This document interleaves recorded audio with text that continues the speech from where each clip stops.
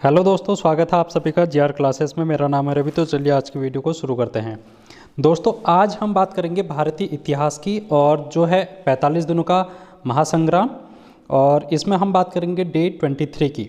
इससे पहले हमने 22 क्लास अंतिम दिनों की कर ली है, जिनमें हमने भारत की पॉलिटी को देखा था और भूगोल को देखा था। उसके बाद विविध वाले टॉपिक देखे थे। इसके बाद हम भारत के इतिहास में आ चुके हैं। प्राचीन भारत के इतिहास में हमने ये चौथी वीडियो है जो कि कर रहे हैं आज। तो इससे पहले कि अगर आप लोगों ने वीडियोस नहीं देखी हैं तो आप लोग उनको देखना, वहाँ से आपके एग्जाम में क्वेश्चन पूछे जाते हैं। सिंधु घाटी सभ्यता, वैदिक काल की सभ्यता और महाजनपद, ये सारी चीज़ें हमने अभी तक डिस्कस कर दी हैं। आज हम बात करेंगे बौद्ध धर्म और जैन धर्म के बारे में। यहाँ से भी आपके एग्जाम में है जो कि महत्वपूर्ण प्रश्न पूछे जाते हैं। तो चलिए वीडियो को शुरू करते हैं। दोस्तों, अगर आप चाहते हैं कि आपकी हिंदी मजबूत हो और हिंदी के लिए आप बेटर करना चाहते हैं और आपके अगर कम नंबर आ रहे हैं हिंदी में, तो आप लोग क्या कर सकते हैं, इस क्लास को ज्वाइन कीजिएगा। यहाँ पर मैंने 28 क्लास हैं जो कि अभी तक यहाँ पर अपलोड कर दी हैं। इसके अलावा मैं और भी क्लास आपको एग्ज़ाम तक देने की कोशिश करूँगा और आपका सिलेबस कंप्लीट कराने की कोशिश करूँगा। तो आप लोग इसको डेफिनेटली देखना और यहाँ से आपके एग्ज़ाम में क्वेश्चन बनेंगे। उसके अलावा विश्व का भूगोल आप देख सकते हैं, यहाँ से भी एग्जाम में क्वेश्चन बनते हैं। और उत्तराखंड का पर्यटन से क्वेश्चन बनते हैं, कंप्यूटर से भी बनते हैं। तो कंप्यूटर की क्लास भी आप लोग देखना, जीएस आपकी यहाँ पर से मजबूत होगी। रीजनिंग बहुत से बच्चों की कमज़ोर होती है, तो आप लोग अगर रीजनिंग में आप थोड़ा सा कमज़ोर हैं तो आप लोग इसको बेसिक से देख सकते हैं। हर एक पॉइंट को, हर एक टॉपिक को बिल्कुल बेसिक से यहाँ पर समझाया गया है, तो आपको कहीं पर भी दिक्कत नहीं होगी। अगर आपको दिक्कत होती है तो आप कमेंट बॉक्स में पूछ सकते हैं, वरना आपको ऐसी कोई ज़रूरत पड़ेगी नहीं। इसके अलावा 45 दिनों में 45 पेपर हल भी हम कर रहे हैं और हमने महत्वपूर्ण 8 से 10 पेपर हैं जो कि हल कर लिए हैं। आप लोगों ने अगर नहीं देखे हैं तो आप उनको देखना। प्रीवियस ईयर क्वेश्चन पेपर हैं जो कि इनको हम हल कर रहे हैं। अभी तक जो कि यूके या फिर यूके पीएससी के द्वारा जो पेपर पूछे गए हैं उनको हम यहाँ पर सॉल्व कर रहे हैं। यहाँ पर आप देख सकते हैं हिंदी के शॉर्ट वीडियो हैं जो कि मैंने डाली हैं, जिनमें हमने हिंदी के महत्वपूर्ण रचनाओं को देखा है, साहित्य को देखा है। हिंदी का साहित्य आप यहाँ पर से कंप्लीट कर सकते हैं अपना। एग्जाम तक में हर एक कवि की रचनाओं को बताने की कोशिश करूँगा आपको। लगभग मैंने 8 से 10 कवि हैं जिनकी रचनाएँ यहाँ पर शॉर्ट वीडियो के माध्यम से बता दी हैं। तो आप लोग देख सकते हैं कितनी वीडियोज़ हैं यहाँ पर। तो बहुत सारी हैं जो कि मैंने आपको दे दी हैं और आने वाले समय में देते रहूँगा। तो चलिए आज हम बात करते हैं अपने मुख्य टॉपिक की, जो कि है धार्मिक आंदोलन। ठीक है दोस्तों, और ये वीडियो आपके आने वाले सभी एग्जाम के लिए इंपॉर्टेंट रहने वाली है। तो आप सभी लोग, चाहे आप पटवारी लेखपाल हैं, पुलिस कांस्टेबल या फिर फॉरेस्ट गार्ड, किसी के लिए भी आप तैयारी कर रहे हैं, उसके लिए ये वीडियो इंपॉर्टेंट रहने वाली है। तो हम ने बात की थी इससे पहले, द्वितीय नगरीकरण की बात की थी। और द्वितीय नगरीकरण में हमने देखा था लोहे की भूमिका वहाँ पर आ चुकी थी, अर्थव्यवस्था आ चुकी थी वहाँ की, और भारत एक कृषि प्रधान देश बनने की ओर अग्रसर हो रहा था। तो अर्थव्यवस्था यहाँ पर कृषि से मजबूत होने की तरफ थी। और उसी समय यहाँ पर भारत में जो वैदिक धर्म है, वैदिक धर्म में कुछ हमने देखा था। वैदिक काल के बाद उत्तर वैदिक काल, वैदिक काल में तो ये सारी चीज़ें बहुत अच्छी चल रही थी। स्त्रियों की दिशा भी अच्छी थी और यहाँ पर कोई कुरीतियाँ नहीं थी, कर्मकांड वगैरह ये सारी चीज़ें नहीं थी। लेकिन उत्तर वैदिक काल आते आते धीरे धीरे इसमें क्या होने लगा, थोड़ा सा गिरावट आने लगी, चाहे स्त्रियों की बात करें या फिर हम यहाँ के समाज की बात करें। तो इसी दौरान यहाँ पर बौद्ध धर्म का प्रादुर्भाव हुआ और बौद्ध धर्म का आगमन हुआ। उसमें महात्मा बुद्ध आते हैं। उन्होंने अपने उपदेशों से, जो कि एक जन भाषा पाली थी, उस भाषा में उन्होंने उपदेश दिए और बौद्ध धर्म को आगे बढ़ाने का काम किया। तो इस दौरान बौद्ध धर्म का यहाँ पर क्या होता है, प्रादुर्भाव होता है। उसी बौद्ध धर्म को आज हम यहाँ पर पढ़ रहे हैं। देखो दोस्तों, यहाँ पर इनके संस्थापक जो हैं वो हैं महात्मा बुद्ध, जो कि इसके संस्थापक माने जाते हैं। इनका जन्म आपसे पूछ लिया जाता है। बौद्ध धर्म से जितने भी क्वेश्चन बनते हैं, मैं सभी क्वेश्चन को यहाँ पर लेके आया हूँ और आपको बताने की कोशिश कर रहा हूँ। इनका जन्म देखो 563 ईसा पूर्व कहाँ पर हुआ था, कपिलवस्तु के लुम्बिनी वन में। और ये लुम्बिनी वन कहाँ पर है, नेपाल में है। अभी ये लुम्बिनी वन कहाँ पर पड़ता है, नेपाल में पड़ता है। इनके पिता का नाम आपसे बहुत बार एग्जाम में पूछा गया है, शुद्धोधन इनके पिताजी का नाम है और ये कपिलवस्तु के शासक हैं। एक राज परिवार में इनका जन्म हुआ है और ये शुद्धोधन जो हैं वो क्या हैं, राजा हैं। इनकी माता कोली गणराज्य की महामाया जी हैं और इस तरीके से आप इनको देखें। इनका बचपन का नाम सिद्धार्थ था। इनके बचपन का नाम क्या था दोस्तों, सिद्धार्थ था। अब क्या होता है, बचपन के जब इनका जन्म होता है उसके 7वें दिन इनकी माता का देहांत हो जाता है, महामाया का देहांत हो जाता है। तो उसके बाद इनके जन्म के दौरान इसके बाद जब इनके माता का देहांत हो जाता है, उनके बाद इनका जो लालन पोषण किया था, पालन पोषण किया था, वो इनकी मौसी जी ने किया था, जिनका नाम है प्रजापति गौतमी ने। तो आपसे यही डिट्टो क्वेश्चन पूछ लिया जाता है कि महात्मा बुद्ध का पालन पोषण किसने किया था, किन के पालन पोषण में वो पले बढ़े, तो ये है प्रजापति गौतमी। जब ये कुछ ही दिन के थे तो यहाँ पर इन्होंने इनके पिताजी ने ऋषि मुनियों को यहाँ पर बुलाया अपने घर में, क्योंकि पुत्र हुआ था तो बुलाया था। तो कुछ ऋषि मुनि थे जिन्होंने भविष्यवाणी की इनको देखकर, और ये भविष्यवाणी की कि जो ये महात्मा हैं, जो ये सिद्धार्थ है, अभी इनका नाम सिद्धार्थ है तो हम सिद्धार्थ की बात करेंगे। जो ये सिद्धार्थ है ये आने वाले समय में या तो योद्धा बनेगा या फिर सन्यासी बनेगा। तो इनके पापा बड़े खुश हुए, जो कि शुद्धोधन थे। वो ये सोचते थे कि मैं अपने बेटे को योद्धा बनाऊंगा, क्योंकि एक राजा है तो राजा अपने बेटे को राजा ही बनाना चाहेगा। उनके पास पूरे संसाधन हैं राज परिवार के, तो अवश्य ही अपने बेटे को राजा बनाना चाहेंगे। लेकिन उनके मन में ये था कि साधुओं ने, जो ऋषि मुनि हैं, उन्होंने एक घोषणा ये भी कर रखी है कि ये आने वाले समय में सन्यासी भी बन सकता है। तो उनके मन में ये डाउट था कि कहीं ये सन्यासी ना बन जाए, इसलिए उन्होंने इनका लालन पोषण इस प्रकार से किया। उनकी जो शिक्षा व्यवस्था है उनको अपने राज परिवार में ही शिक्षा ग्रहण करवाई, इनको बाहर नहीं जाने दिया, और खेलने के लिए भी हर कोई इनके घर में ही बुला लिया करते थे बच्चों को।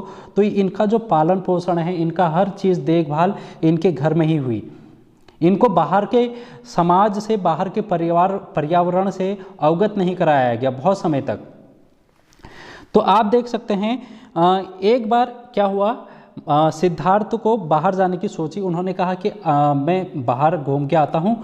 तो उस समय शुद्धोधन ने अनुमति दी, लेकिन उन्होंने ये कहा कि अपने साथ जो उनका एक रथ का सारथी था, क्योंकि वो सवार किस में होंगे, रथ में होंगे, उस सारथी चन्ना के साथ इनको बाहर भेज दिया। और जिस घोड़े में ये बैठे थे उसका नाम कंथक था। क्या नाम था, कंथक। ये भी आपसे पूछ लिया जाता है इनके रथ सारथी का नाम और घोड़े का नाम। तो जैसे ये अपने घर से बाहर आए तो इन्होंने 4 चीज़ें देखी। सबसे पहले तो इन्होंने देखा एक वृद्ध व्यक्ति। इन्होंने सबसे पहले क्या देखा, एक वृद्ध व्यक्ति देखा जो कि बूढ़ा हो चुका था। उसके बाद इन्होंने एक बीमार व्यक्ति को देखा जो कि काँप रहा था। उसके बाद इन्होंने एक साऊ को देखा और उसके जो आसपास लोग थे वो रो रहे थे बड़े। तो सिद्धार्थ ने चन्ना से पूछा कि ये क्या है। तो चन्ना ने उनको आंसर किया कि एक उम्र के बाद व्यक्ति बूढ़ा हो जाता है, उसकी उम्र, और वो जब बूढ़ा हो जाता है तो उसकी तबीयत भी खराब हो जाती है और बीमार भी पड़ जाता है। और एक समय ऐसा आता है कि वो मृत्यु को प्राप्त हो जाता है। तो ये बातें पहले सिद्धार्थ को नहीं पता थी, और जब से उन्हें ये बातें पता चली उसके बाद इन्होंने एक और व्यक्ति को देखा जो कि एक सन्यासी व्यक्ति था। सन्यासी व्यक्ति को जैसे ही इन्होंने देखा तो वो बड़ा खुश इनको दिखाई दिया, और इन्होंने ये सोचा कि यार एक जो उम्र है, उम्र के साथ इंसान बूढ़ा हो जाता है और कभी न कभी वो बीमार भी पड़ता है, और एक समय ऐसा आता है कि इंसान की मृत्यु अवश्य है। तो ये बातें उन्हें 3 लोगों को देख के पता चली। जैसे ही उन्होंने सन्यासी को देखा तो उन्होंने ये सोचा कि अभी तक जितने भी लोग मैंने देखे वो परेशान थे, लेकिन ये जो सन्यासी है वो बड़ा खुश नज़र आ रहा है, और जिसको दीन दुनिया से कोई मतलब नहीं है। तो तब से, जब से उन्होंने उस व्यक्ति को देखा, सन्यासी को, तब से उनके मन में ये आया क्यों ना मैं भी इसकी तरह बनूं। तो तब से उन्होंने मन में ये ठानी कि मैं भी सन्यासी बनूंगा और इसकी तरह अपना जीवन जीऊंगा। तो यहाँ पर ये बातें इनके पिताजी को पता चलती हैं और जिसका उनको डर था वही होने वाला था, क्योंकि सन्यासी बनेगा ऐसी घोषणा की गई थी। इसलिए इनके पिताजी शुद्धोधन ने इनकी क्या कर दी, शादी कर दी। शादी की किससे, यशोधरा से। इनकी पत्नी का नाम यशोधरा है। इनका एक बेटा होता है जिनका नाम है राहुल। ठीक है दोस्तों, यहीं पर आप एक चीज़ देख लो कि इनके जो शिष्य हैं वो आनंद और उपाली हैं। इनको हम बाद में भी डिस्कस करेंगे। लेकिन शादी के बाद भी इनको कोई फर्क नहीं पड़ा और जो इनका लक्ष्य था, एक उद्देश्य था कि इन्होंने सन्यास बनना है, सन्यासी बनना है, तो ये अपने लक्ष्य की ओर बढ़े और 29 वर्ष की आयु में इन्होंने गृह त्याग कर दिया। 29 वर्ष की आयु में इन्होंने गृह त्याग कर दिया। जिस समय इन्होंने गृह त्याग किया, इस घटना को महाभिनिष्क्रमण कहा गया। तो आपसे यही क्वेश्चन पूछा जाता है कि गृह त्याग की घटना, महात्मा बुद्ध के गृह त्याग की घटना क्या कहलाती है? महाभिनिष्क्रमण कहलाती है। ये चन्ना के साथ कहाँ पर जाते हैं? ये रथ सारथी के साथ जाते हैं। अनुमा नदी को पार करके अनुपी उद्यान में जाते हैं। वहाँ पर इन्होंने भिक्षु का वेश धारण किया और कुछ दिन यहाँ पर व्यतीत किए। उसके बाद ये एक स्थान से दूसरे स्थान पर जाते हैं और सबसे पहले ये कहाँ पर गए? वैशाली में गए। वैशाली में इनको एक गुरु मिलते हैं जिनका नाम था अलार्कराम और इन्होंने इनको अपना पहला गुरु माना। इन्होंने इनको अलार्कराम को पहला गुरु माना और इन्होंने इनसे शिक्षा ग्रहण की। लेकिन ये उनसे ज़्यादा संतुष्ट नहीं होते हैं और ये वैशाली से चले जाते हैं। वैशाली से चले जाते हैं तो कहाँ पहुँचते हैं? ये पहुँचते हैं राजगृह में। राजगृह में इनको एक और व्यक्ति मिलते हैं जिनका नाम है रुद्रक रामचंद्र। ये रुद्रक रामचंद्र इनके दूसरे गुरु बनते हैं। रुद्रक रामचंद्र महात्मा बुद्ध यानी कि जिनको सिद्धार्थ अभी तक कहा जा रहा है, उनके ये दूसरे गुरु बनते हैं। इनसे भी ये शिक्षा दीक्षा की लेते हैं और इनसे भी ज़्यादा संतुष्ट नहीं होते हैं और यहाँ से वो राजगृह से चले जाते हैं उरुवेला।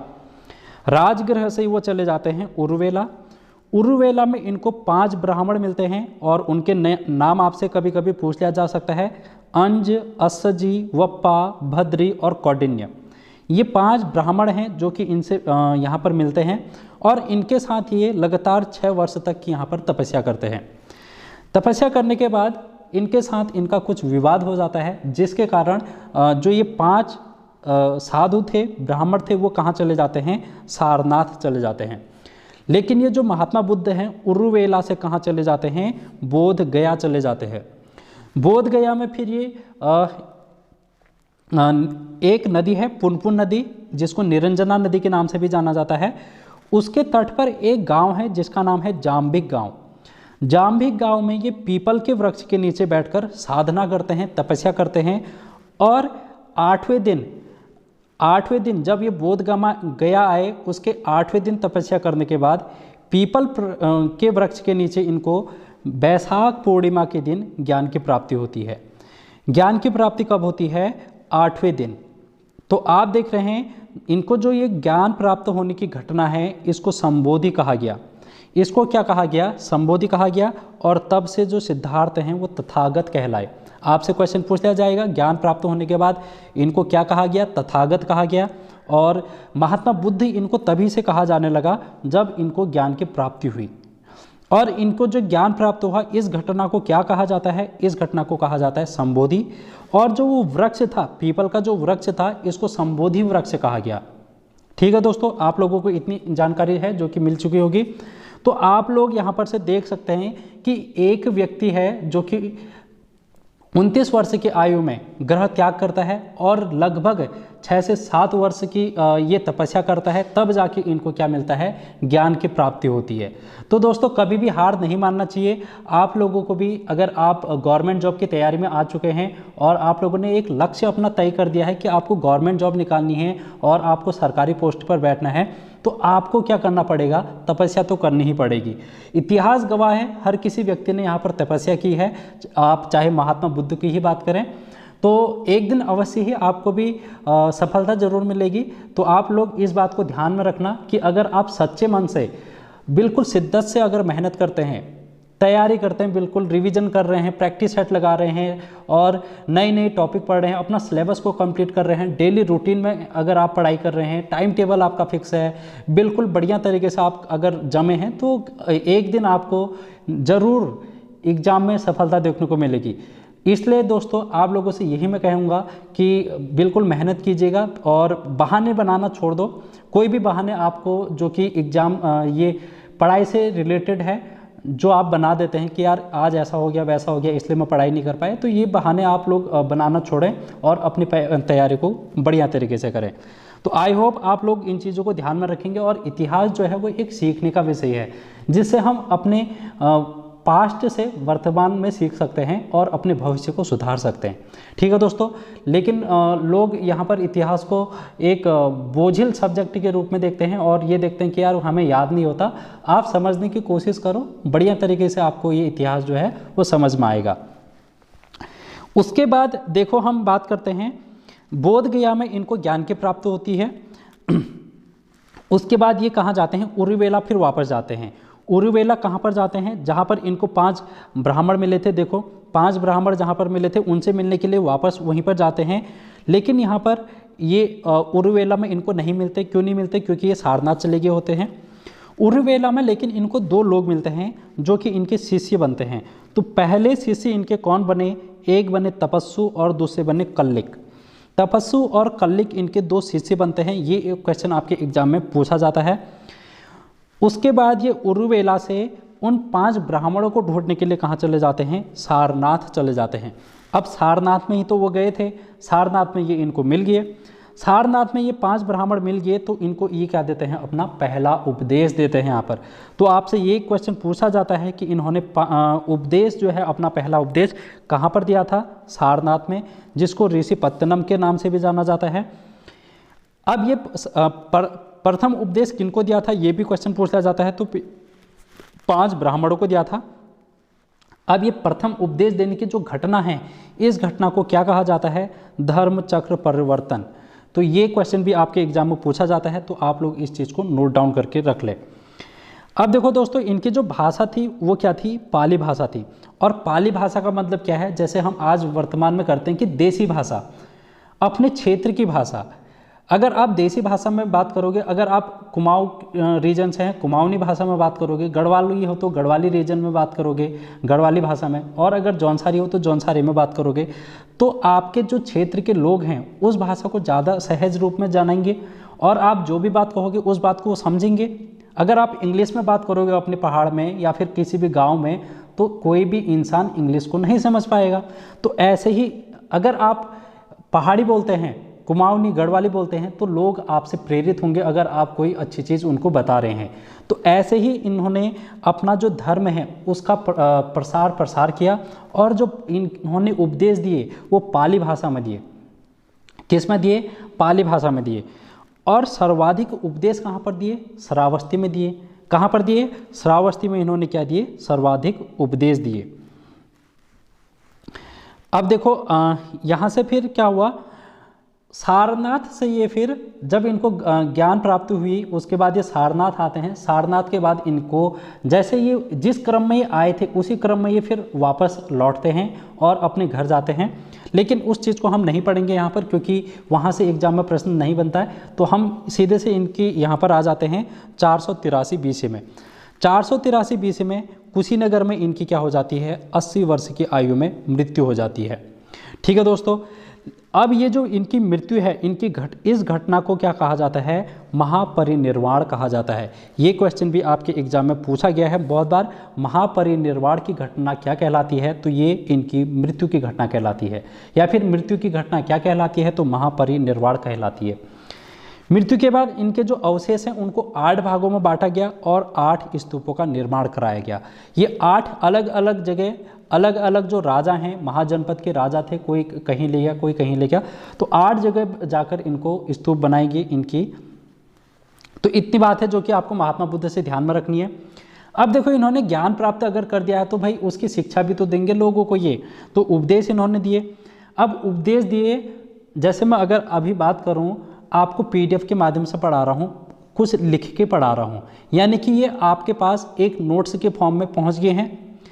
अगर मैं यहाँ पर PDF के माध्यम से ना पढ़ाऊँ, सीधे आपको अपनी वॉइस के माध्यम से पढ़ाऊँ, तो जो मेरी बात है वो आप लोग सुन रहे होंगे, कोई लिखित रूप है नहीं।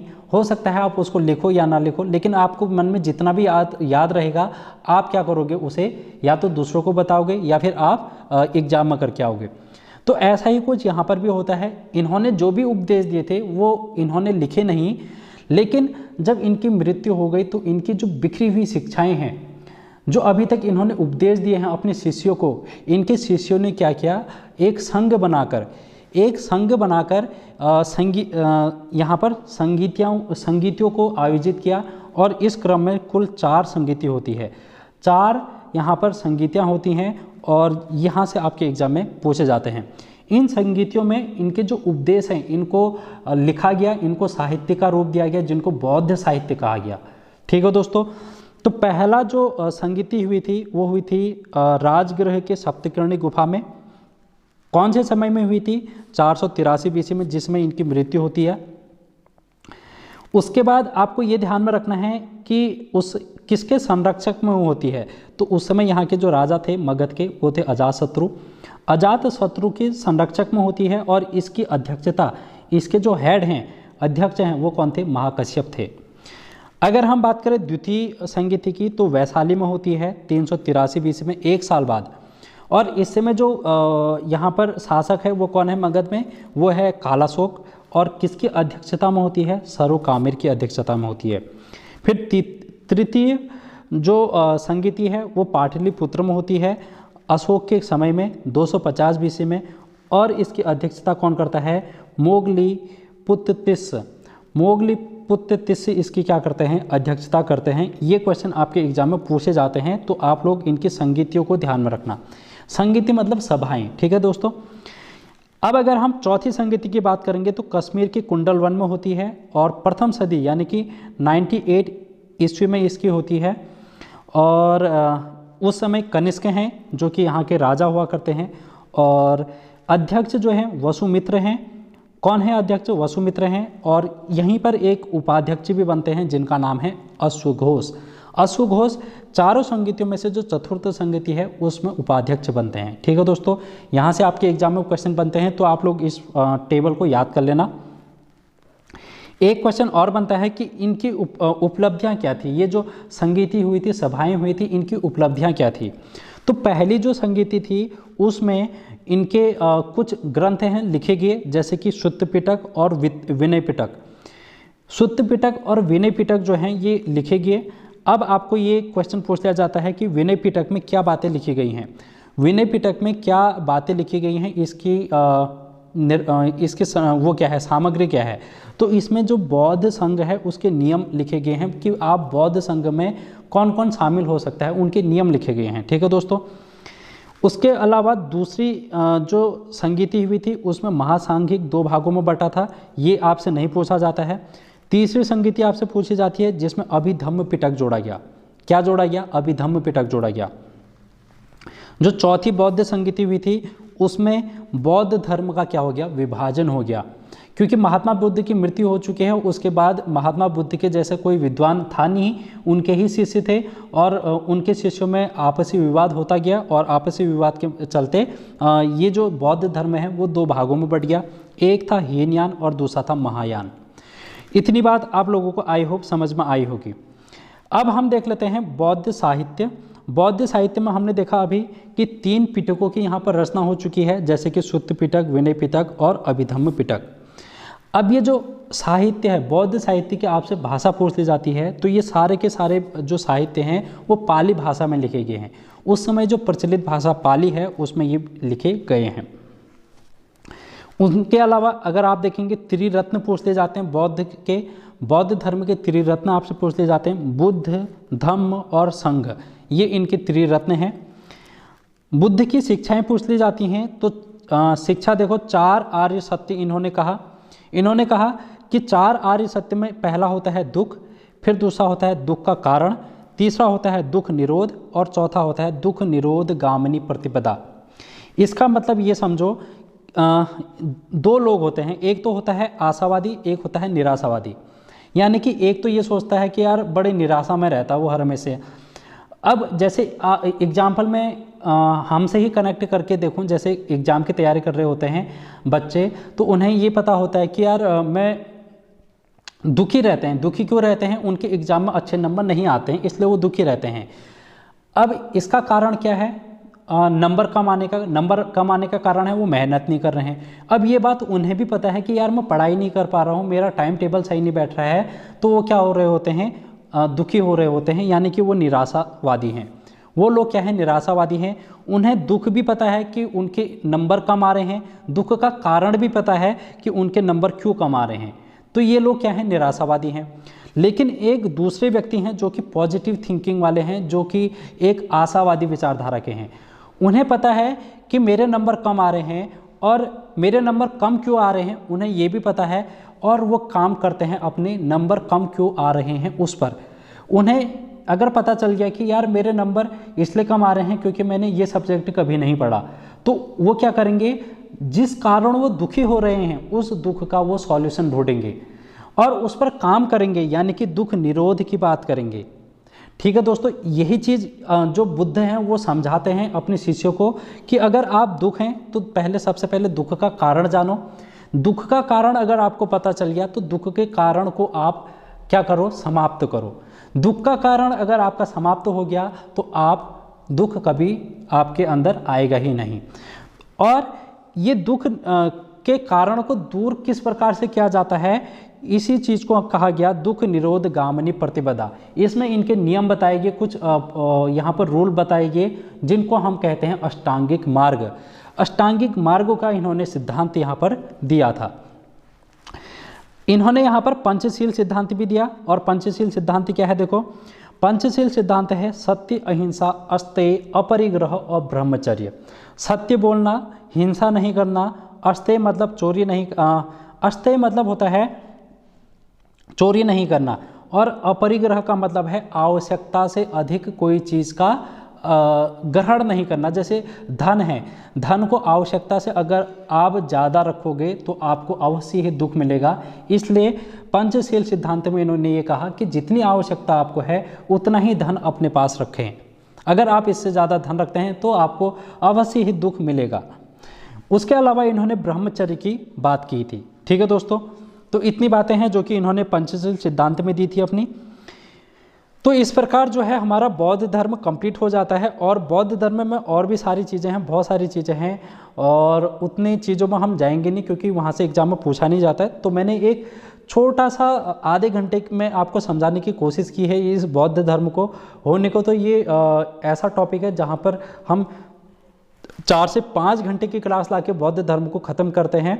लेकिन आपके एग्ज़ाम को ध्यान में रखते हुए, आपके एग्ज़ाम में क्या पूछा जा सकता है उसको ध्यान में रखते हुए वही कंटेंट मैं आपके सामने लाया हूं, और उसी के अकॉर्डिंग मैंने आपको ये बौद्ध धर्म समझाने की कोशिश की है। तो ये मेरा एक प्रयास है जो कि आपको सिलेक्शन दिलाने का है, और आप लोग इसके लिए मेहनत करेंगे, मुझे ऐसी आशा है। और आप लोग क्या करेंगे?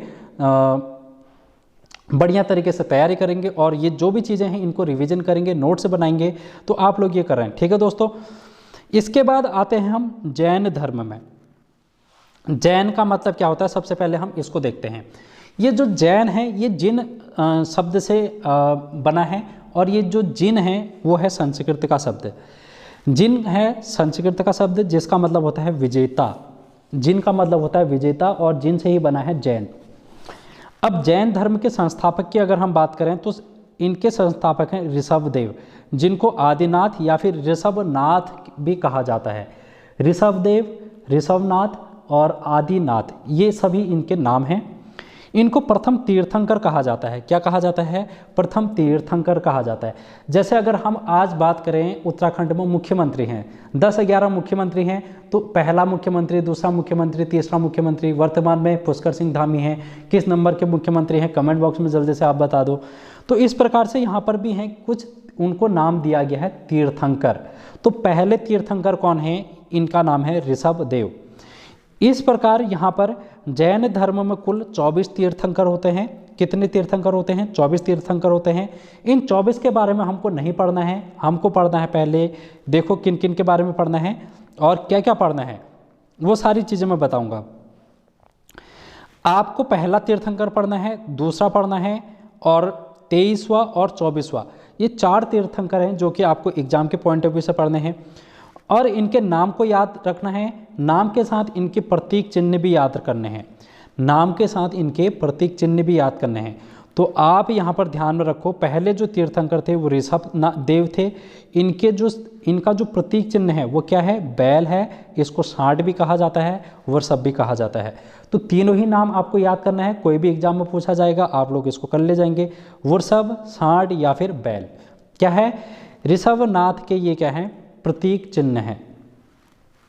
दूसरे आते हैं अजीतनाथ।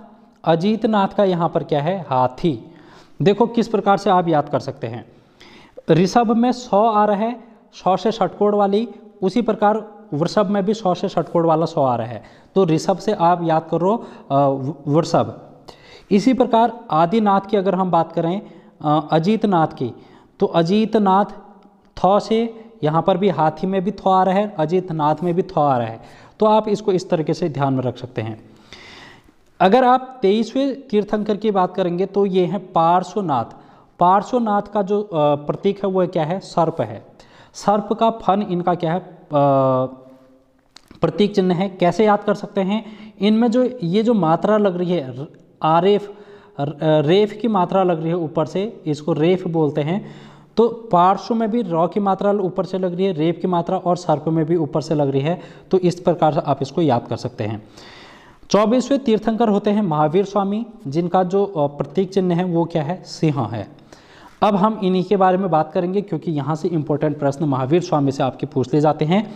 तो महावीर स्वामी जिनको अंतिम तीर्थंकर कहा जाता है या फिर 24वें तीर्थंकर कहा जाता है, ये आपको ध्यान में रखना है, इनका क्रम आपसे पूछ लिया जाता है। इनके जन्म से क्वेश्चन पूछ लिया जाता है, 540 ईसा पूर्व इनका जन्म होता है। कहाँ पर, कुंडल ग्राम में। कहाँ पर है ये, वैशाली में है। तो ये इतनी बातें हैं जो कि आपको ध्यान में रखनी है। इनके पिता का नाम सिद्धार्थ है, क्या है भाई, सिद्धार्थ। माता का नाम त्रिशला है। इनके बचपन का नाम भी आपसे पूछा जाता है बहुत बार, तो ये है वर्धमान। और इनकी पत्नी का नाम भी पूछ लिया जाता है जो है यशोदा। अब देखो इनकी एक पुत्री होती है, हमने वहाँ पर बौद्ध धर्म में देखा, बौद्ध धर्म में उनका नाम क्या था बचपन का, सिद्धार्थ था। अब यहाँ पर इनके पिता का नाम सिद्धार्थ है, ठीक है। इस चीज़ को आप वहाँ पर कंफ्यूज मत हो जाना, कभी बचपन के नाम कभी पिता का नाम में, ठीक है। इसके अलावा वहाँ पर हमने क्या देखा था कि बौद्ध धर्म में महात्मा बुद्ध की क्या होती है, पुत्र होता है, पुत्र की प्राप्ति उनको होती है। लेकिन यहाँ पर जो महावीर स्वामी हैं इनको स्त्री यानी कि पुत्री की प्राप्ति होती है, जिनका नाम है प्रियदर्शना या फिर अड़ोजा। अड़ोजा या फिर प्रियदर्शना, ये आपको ध्यान में रखना है। देखो इनकी एक बहन थी जिनका नाम है सुदर्शना। इनकी बहन थी, वर्धमान की बहन थी, जिनका नाम है सुदर्शना। सुदर्शना का एक पुत्र होता है जिसका नाम है जामाली। जामाली इनका क्या होगा, फिर भांजा होगा। जामाली क्या होगा, इनका भांजा होगा, क्योंकि बहन का पुत्र है, ये बहन का पुत्र है, तो ये क्या हो गया, भांजा हो गया। अब इन भांजे से ये क्या कर रहे हैं, अपनी बेटी जो कि प्रियदर्शना है उनकी ये क्या कर देते हैं, शादी कर देते हैं। तो अब ये क्या बन गए, इनके दामाद बन गए। तो जामाली इनके क्या बनते हैं, दामाद भी बनते हैं, और ये इनके भांजे भी हैं, और ये इनके पहले शिष्य भी बनते हैं। ठीक है दोस्तों, जामाली को आपने याद करना है, क्या क्या है, दामाद, भांजा और इनका पहला शिष्य। यहाँ पर भी देखो 30 वर्ष की आयु में ये क्या कर रहे हैं, ग्रह त्याग कर रहे हैं दोस्तों। तो आप देख सकते हैं कि जो भी महान यहाँ पर हैं, जो भी हमारे इतिहास में महान रहे हैं, उन्होंने कहीं ना कहीं एक ऐसी उम्र के बाद अपना मार्ग को परिवर्तित किया है जो कि हम अभी इस एज में आप लोग आए भी नहीं हैं। तो उम्र कोई कुछ भी नहीं होती है। आप लोग ये सोच रहे होंगे कि यार उम्र जा रही है मेरी और सिलेक्शन नहीं हो रहा है, तो आप लोग धैर्य बना के रखें, पेशेंस रखें, एक दिन अवश्य ऐसा आएगा कि आपको सफलता मिलेगी। तो आप लोग इस चीज़ को ध्यान में रखें। अब देखो 30 वर्ष की आयु में इन्होंने ग्रह त्याग किया और ये कहाँ चले जाते हैं, नालंदा। नालंदा में इनको एक व्यक्ति से मुलाकात होती है जिनका नाम है मखली गोसाल। मखली गोसाल से आपके एग्जाम में क्वेश्चन बन जाता है, क्या क्वेश्चन, कि आजीवक संप्रदाय के संस्थापक कौन हैं। तो आजीवक संप्रदाय के संस्थापक हैं मखली गोसाल। ठीक है दोस्तों, इतनी बात है जो कि यहाँ पर से आपको ध्यान में रखनी है। उसके बाद इन्होंने कितने वर्ष की तपस्या की है? देखो, महात्मा बुद्ध ने तो 6 या 7 वर्ष की तपस्या की, इन्होंने तो 12 वर्ष की तपस्या कर ली। तो 12 वर्ष यानी कि 30 साल में इन्होंने ग्रह त्याग किया, 12 वर्ष की इन्होंने तपस्या की, कुल इनको हो गए 42 साल। और 42 साल में इनको कहाँ पर? रिजुपालिका नदी में जाम्भिग गांव में साल वृक्ष के नीचे बैसाख पूर्णिमा के दिन ज्ञान की प्राप्ति होती है। तो ठीक है दोस्तों, आप लोगों को इसको ध्यान में रखना है। जाम्भिग गांव है और रिजुपालिका नदी है, वहाँ पर पुनपुन नदी थी और वृक्ष जो था वहाँ पर पीपल का वृक्ष था महात्मा बुद्ध में, और यहाँ पर साल का वृक्ष है। तो आप लोग कंफ्यूज मत होना दोनों में। और वैशाख पूर्णिमा के दिन इनको क्या होती है? ज्ञान की प्राप्ति होती है। ज्ञान प्राप्ति होने के बाद इनको इन्होंने उपाधियाँ धारण की, इनको कैवल्य कहा गया, जिन कहा गया। जिन अभी हमने देखा था संस्कृत में जिसका अर्थ होता है विजेता, तो इनको जिन कहा गया, निर्ग्रंथ कहा गया और अरहत कहा गया। तो ये इनकी उपाधियाँ हैं, आपसे एग्जाम में पूछी जा सकती हैं, तो आप लोग इनको सही करके आना। उसके बाद जब इनके ज्ञान की प्राप्ति होती है तो इन्होंने उपदेश दिया अपना। तो ज्ञान के बाद ही तो जिसको ज्ञान होगा वही तो उपदेश देगा। ठीक है दोस्तों, अगर आप शिक्षित हैं, अगर आपको सारी चीज़ें पता है, तभी तो आप दूसरे को बताओगे। तो वही चीज़ इनके साथ भी है। जब इनको ज्ञान प्राप्ति होती है उसके बाद ये क्या करते हैं? उपदेश देते हैं। और पहला उपदेश इन्होंने जामाली को दिया। कहाँ पर? विपुलाचल पर्वत पर। विपुलाचल पर्वत पर इन्होंने जामाली को पहला उपदेश दिया ज्ञान प्राप्त होने के बाद। और ये जो उपदेश दिए ये प्राकृत भाषा में है। तो आप लोग यहाँ पर से एक चीज़ ये समझ रहे हैं कि जब हम ऋग्वैदिक काल में चल रहे थे तो उस समय हमने संस्कृति देखी, जो वहाँ की भाषा थी जिसमें वेद लिखे गए। उसके बाद उत्तर वैदिक काल में भी संस्कृति ही थी। उत्तर वैदिक काल के बाद जब हम यहाँ पर आए महाजनपदों में हम यहाँ पर देख रहे हैं कि महात्मा बुद्ध आए और यहाँ पर क्या कौन सी भाषा है? पाली भाषा है। पाली के बाद अब हम यहाँ पर जैन धर्म में बात करें तो प्राकृत भाषा हो गई है। तो यानी कि जो संस्कृत है उसका रूप परिवर्तित हो रहा है। अब संस्कृत से पाली, पाली से प्राकृत, प्राकृत से कौन सी भाषा आएगी? हमने हिंदी भाषा में पढ़ा था। हिंदी भाषा का विकास किस प्रकार से हुआ है? कनेक्ट करने की कोशिश करो इतिहास से। हिंदी भाषा का विकास भी उसी प्रकार होता है जिस प्रकार हमारे इतिहास का विकास होता है। इतिहास के साथ ही हमारी भाषा भी विकसित होती चली जाती है दोस्तों। जैसे संस्कृत, पाली, प्राकृत, फिर इसके बाद अपभ्रंश आएगी, फिर अवहट्ट वाला क्रम आ जाता है। अवहट्ट के बाद हमारी जो आधुनिक भाषा है वो हिंदी का विकास होता है। तो आप लोग इस तरीके से कनेक्ट कर सकते हैं इतिहास से हर एक चीज़ को। तो यहाँ पर अगर हम बात करें, भाषा प्राकृत भाषा है और इनकी जो प्रथम शिष्या है वो चंदना बनती है। कौन बनती है? चंदना है इनकी प्रथम शिष्या बनती है। अब देखो, इन्होंने शिक्षा भी तो दी होगी। जब इनको शिक्षा प्राप्त हो चुकी है तो उसके बाद इन्होंने शिक्षाएं भी दी होंगी। और शिक्षा में इन्होंने त्रिरत्न की यहाँ पर है जो कि पूछा जाता है। त्रिरत्न कौन कौन से हैं? सम्यक ज्ञान, सम्यक दर्शन और सम्यक आचरण।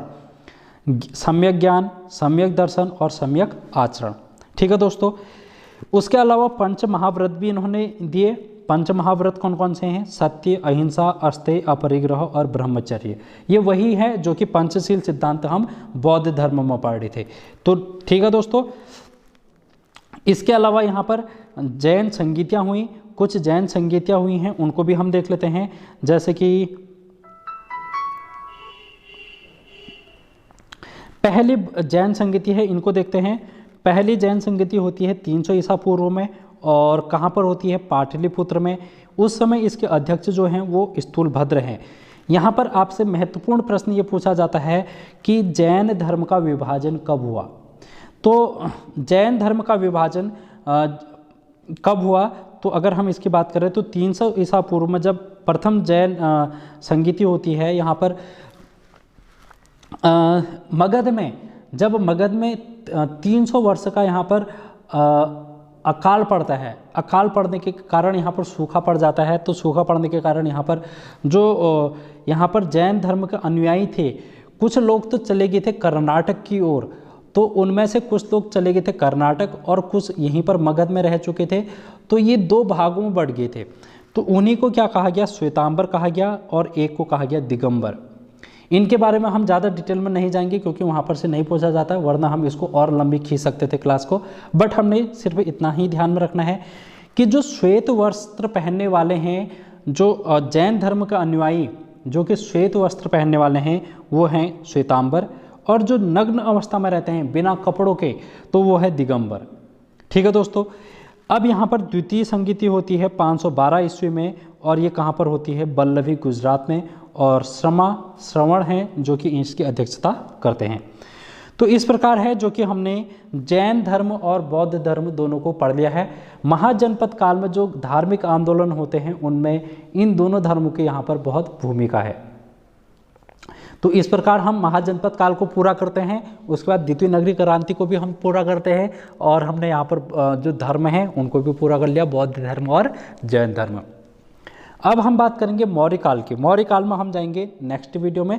तो आज की वीडियो में हम इतनी ही बात करते हैं, और वीडियो को ज़्यादा से ज़्यादा लोगों तक शेयर करने की कोशिश करो दोस्तों, जिससे कि हर एक व्यक्ति कनेक्ट हो सके यहाँ पर उत्तराखंड का, और उसको एक अच्छा फ़ायदा है अपने एग्ज़ाम में मिले। तो ये चीज़ें आप कर सकते हैं, ज़्यादा से ज़्यादा शेयर कर सकते हैं। तो आज की वीडियो में इतना ही। Thank you so much.